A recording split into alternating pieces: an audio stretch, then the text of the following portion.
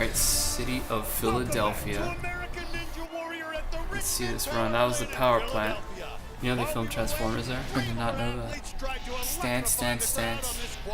Get on stage. Through those steps. Nothing. And then this, I was just like, I'm just gonna go for it. Clothes coming off, ladies getting impressed. I need to have mobility. Took off the clothes. Swing. Oh! Down that guy goes. Had to take a souvenir with me, man, you know? Oh! You got it? I promise I didn't slap him. Welcome to my American Ninja Warrior interview. And with me is Hatim. He's going to be hosting the interview. You've probably seen him in past videos. You've probably seen him in some future ones. My name is Faris Xero, and today we're going to talk about my experience with American Ninja Warrior and also my airtime with American Ninja Warrior. I am happy to announce that yes, I will be trying for Season 9 of American Ninja Warrior. So I'm going to get that question done and over with. We're one step ahead. Let's begin. Cool. What do we got? CEO. Get that shit out of here, bro. I don't have time for that. We don't need phones. We don't need that questions. Shit. We're gonna get some questions right from this dude's brain. Okay, let's go. This just in: a phone is going to be viewed in this video, but do know that he is not looking at it for reasoning that you think. He's actually checking his text messages. What's the hardest part of being a ninja warrior? The hardest part is not stopping. Like a drive. Yeah, because you're so passionate about what you're doing as an athlete and as a performer that you just keep on going and going and going. There has to be pressure, and you have an audience, you got cameras around you. What comes along with that when you're running the course? You got to feel something from that. Honestly, one of my favorite things is performing in front of people. It's where I get most of my energy. I feed off of the crowd. So it almost comes natural. It's so natural. Like a lot of people that go up there, they're a little frightened of the cameras, frightened of the lights. Kind of disorients you a little bit, but if you're focused and you're out there to have fun and do what you love, it just fades away. You get this tunnel, and you got to get to the end of that tunnel. That's all that matters. Yeah. So to me, it's more of a all passion. Like I just feed off of the energy. I like the crowd cheering and being there watching me get through each obstacle. Yeah, I think with the camera, other people can't say the same actually, because you get that sweaty feeling and your performance can actually be affected no matter how much you train. No, I agree. I think that it doesn't matter what sport that you do, when there's people involved watching you, you always get that like butterfly feeling. We all need a little water break. Cheers! What is the biggest lesson you learned from your experience? The biggest lesson I learned, honestly, that I took away from it is never trust the obstacles. And I can't state that enough, but never trust. It's like expect the unexpected. Expect the unexpected, but never trust a foundation that you're not familiar with. Always be ready to adapt, and I think that's what I'm going to do next Adaptability. year, is be able to adapt and overcome something like that, and that's kind of what the training is. So as you saw, I didn't really fail at an obstacle. I completed the obstacle, which was like almost 2 obstacles together. And then I landed and I thought I was safe, and then all of a sudden I'm on the ground. I flew off the course and they cut the piece where I actually landed straight into cement. I did like a rock climbing fall, so I'm surprised. It's kind of like the art of falling. There is an art to falling. People don't believe it, but you can fall gracefully. Good form, yeah, man. Good form. And I fell, landed on my knee, my wrist, and all my skin peeled off. I'll probably put a picture or something up soon. So I actually got pretty hurt from that fall. Which they did not show us. They did not really show that for many reasons, but that's okay. Yeah. I learned my lesson. But we know you were able to apply adaptability to the other parts of the course before you fell. Question 4 comes straight from me. I want to know, when you join a community, you meet new people, new personalities, new experiences, but how does that affect you? I don't think it's changed my character. I think it has influenced my character.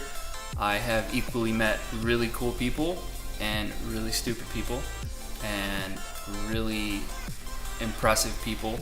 Just like any sport and anything in life, I've met like a whole blob of variation of people, and it's really cool because the community is the biggest thing with American Ninja Warrior. Everyone is out there doing everything together, trying to help each other overcome obstacles, and we all work together to find the same solution, which is to finish it. It's you against an obstacle, and that kind of relates to life. I think everyone's trying to overcome a hardship, life in general. Everyone's overcoming something. You get to understand your weaknesses and your strengths, and you get to work on it with yourself and just the obstacle course. It's not like team versus team. You're against someone else. It's not like every other sport. I think mentally is a big thing. For some people, some things are super easy. You can be super strong, but so very bad at balance, and you go out on the second obstacle, which is a balance obstacle, because of that. Yeah. So it's not always about just being the strongest, biggest muscular person. Sometimes you have to understand that there's technique involved and a lot of mental ability. Training, diets, food. Tell us, what are you doing? Right now I'm on a 70-30 food plan, I guess you'd say. It's not a diet. I just eat like 70% vegetarian type stuff. It's all plant-based, and then the rest is protein and meats. Okay. I work out, rock climb, I do a lot of calisthenics 5 to 7 times a week, which is the whole week, and I do a lot of fasted training. Types of food that I eat: no sugar, no red meat, stay away from the sugar. It's all what your body needs. A lot of needs. protein, a lot of fat, and low carbs. I feel like you discover what your body needs. That's why I don't like to use the word diet personally. It is definitely not a diet. It's like a tailored food outfit. Exactly. To just you, because every single person is different. Sounds healthy, Yeah, sounds like you're doing good. Thanks. Appreciate it. Did you know that over 70,000 people applied for American Ninja Warrior? 70,000. Now, I applied myself, but I didn't get a call. What's up with that? I didn't get a call, but I walked on and I made it on. That's called perseverance, and that's called going after what you want. If you want the good life, you gotta persevere. If you want something, you have to go hard, and you have to keep hitting it like a little pick. No, you want a big pick. And you're just hitting ice over and over again, and behind that ice is what you want, what you really want. And eventually that ice will break, and you'll be able to grab the prize behind it. The metaphors are beautiful. I can tell you that. Metaphors, man. Don't mess with my ice pick, bro. The outfit. So, I'm a performing arts person. I do theatrical performance. This is familiar to you, then. Wearing something and Very performing familiar. in it. Yes. I wanted to mesh athleticism with performing arts, and that's kind of what I do as an entertainer. I like to get people pumped, feed into the crowd, get a lot of energy, and just go out there in an outfit. So what I was trying to do was put performing arts and athleticism in one, which is not really easy, because if anyone who's an athlete, they know that they can't do certain things, or certain movements are restricted if they're wearing certain things. That's why people wear like nothing practically when they work out. Yeah. Well, I was wearing like latex and spandex and like super tight stuff, which was kind of challenging, but I liked the challenge. It's kind of the challenge I was trying to go for. So that was the thing. I didn't want to break character at all, but I also wanted to show my face a few times, because probably next year I'm going to have like a revamped outfit. So it's going to be like a new version of me. But the top piece that I wore, I actually wore it when I performed on stage with music. I actually did music for a really long time. I still do music, but I performed in that outfit, and I decided to retire it on the show. Wow, interesting. Yeah. Fun fact we did not know. I want to talk about my walk online experience. They didn't really touch on that. I traveled from Orlando, Florida, all the way to Atlanta, Georgia. I drove there, and I didn't know anything about the walk online. So I joined the walk online, the pre-walk online, and I camped out for a few days. I camped out actually on the street. I would have never thought I'd be laying down on the street with a sleeping bag, but I did. Then came the time, the producers came out, they picked who they wanted, and they brought all the people they picked, including me, into the production area, where they give you your number, they give you all your information, and get you ready for the show. So I'm walking into the set. Surely at this point you thought the time was coming, like what you've been waiting for. I was waiting and waiting, but I got number 18. I was number 18, so I got there pretty early, and I got number 18 out of 30. So I was like, okay, I have a good chance. I'm probably gonna run. It's gonna happen. They run us through the rules. They show us the course. course looks freaking amazing. I'm so excited. Got the adrenaline, everything. I suit up. Starting from like 6 p.m. all the way to 6 a.m. I'm waiting. All these competitors, all these athletes are running through this course. It's getting closer and closer. They run 5 walk-ons. They run 10. It's getting closer and closer to my number. I'm like, okay, it's gonna happen. This is gonna happen. It starts to get about 5 a.m. Yeah. There's one person before me. 5:30. They call me up. I walk up to the area. They say warm up. You're gonna run, but we're not sure.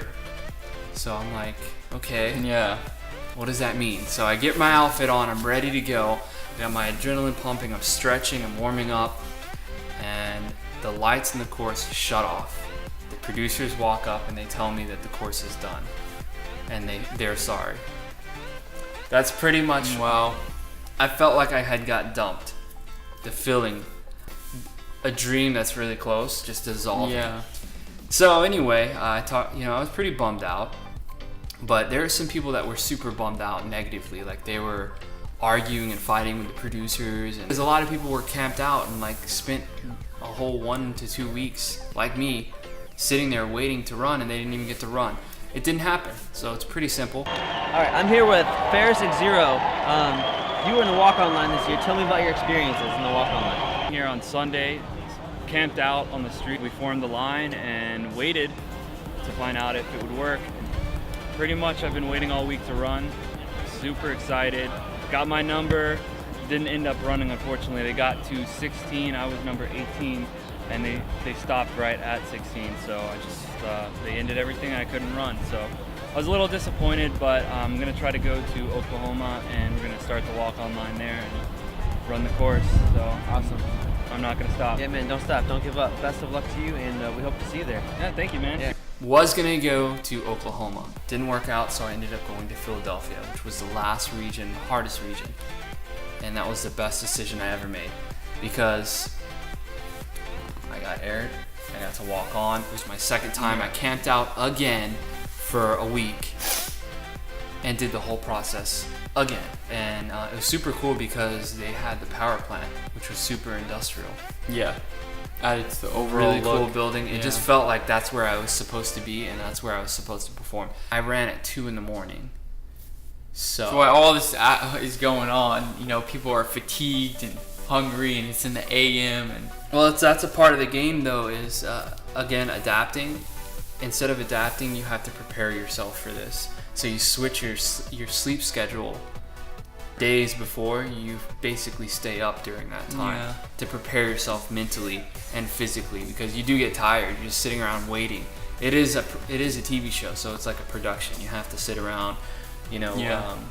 There's snacks and stuff. People will give up, especially after spending all that. That's a lot of money to invest in a city you know nothing about. You're on the multiple streets. times. You don't know people. You're a stranger to everything, and it's your first time. And they don't really compensate you. A lot of people don't understand it. They don't compensate you for travel. Yeah. They don't pay you. So in the end, it worked out. I had a lot of fun, and I got to do what I love, which is performing and just meshing being an athlete and a performer and an entertainer.